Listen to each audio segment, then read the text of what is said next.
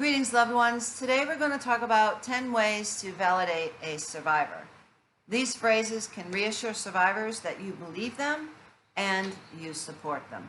Help us get these messages out. Please subscribe to our channel, follow us on Facebook, Instagram, and Twitter, hit the like button and the notification bell, and please share these messages with others because you never know, just by doing so you could save a life. Whether it's your best friend, your sibling, a coworker, or a stranger who tells their story on the internet, hearing that someone is enduring or has endured domestic violence is never easy. But understand that for a survivor to break his or her silence and disclose abuse is even tougher. Even though domestic violence is a worldwide epidemic, millions of individuals have or are experiencing abuse from an intimate partner. There are still cultural stigmas and misnomers that stand in the way of survivors being heard, believed, or helped. Survivors, they face judgment all the time. Status discrimination, for one, means that victims of domestic violence are sometimes stereotyped as being of a certain class or from a certain income or education level. That sort of thing can't happen here to people like us excuse is a person's way of thinking they're protected from domestic violence when in fact abusers come from all walks of life, all income levels, all geographical areas, all types of professions, all sorts of family backgrounds. The word victim itself can trap somebody in a role of being passive, helpless, or weak. I don't like the word victim. Many people understandably don't want to label themselves as victims or be called victims. That is how the term survivor came to be preferred to describe someone who has endured abuse.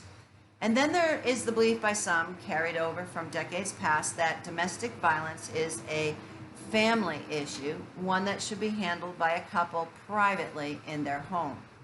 This idea lays some of the blame for domestic violence on the survivor as though he or she has somehow played a part in the abuse that is occurring.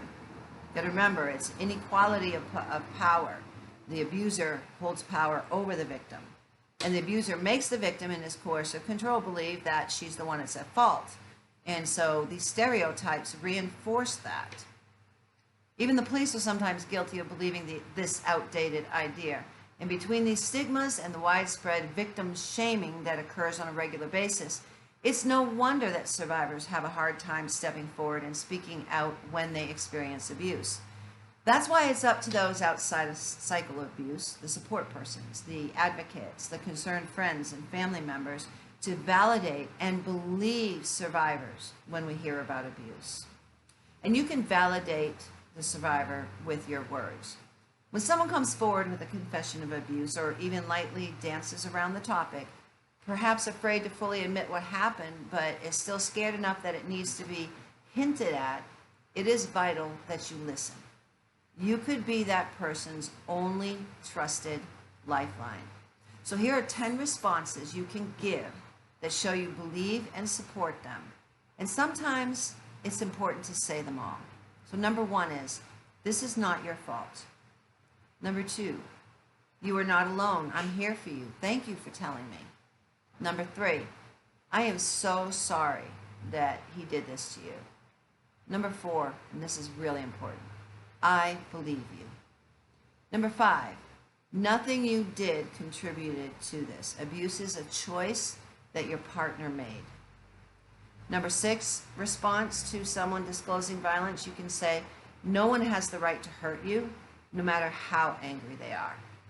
Number 7, you can confirm or affirm to the person by saying, you're not being dramatic, you have every right to feel what you feel. And number 8, you can tell them your emotions are valid. And number 9, you can tell them there is a way out of this. I can help you find resources.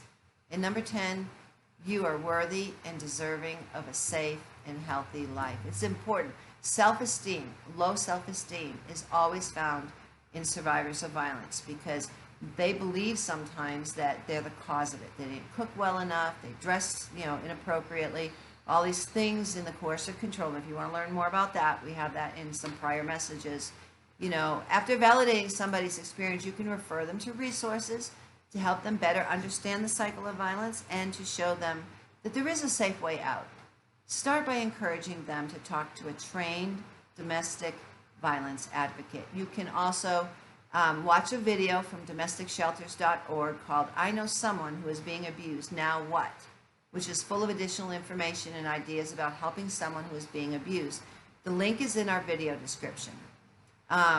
You can also watch a video with her from domesticshelters.org called Am I Being Abused? That link is also in our video description. With 1 in 3 women experiencing domestic violence worldwide, the question is not if you will encounter a victim of violence. The question before God is, what will you do when you do encounter them? You could be the person who saves a life. You are called. We are all called to be champions for justice, and those who suffer violence, they need to know that those who love them and those who don't even know them will step out and reach out to them to give them the help and the courage they need to leave before it's too late. This is the whole purpose of these messages, to share them with people. So victims who don't realize they're being abused, survivors, they can realize the situation they're in and how to get out.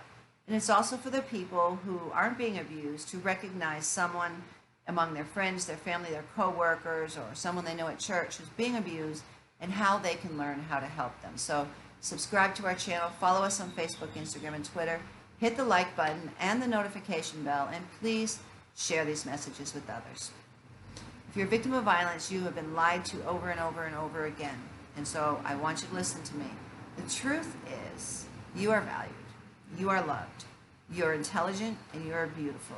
And God does not want you to suffer violence. He wants you to live free from violence in peace and tranquility. There is a way out. It's not your fault, and abuse is not love. If you're a victim of violence, please reach out to somebody today. If you find yourself in a dangerous situation, call 911 for help. Tomorrow, we're going to talk about when a survivor returns to an abuser. Until then, God bless you.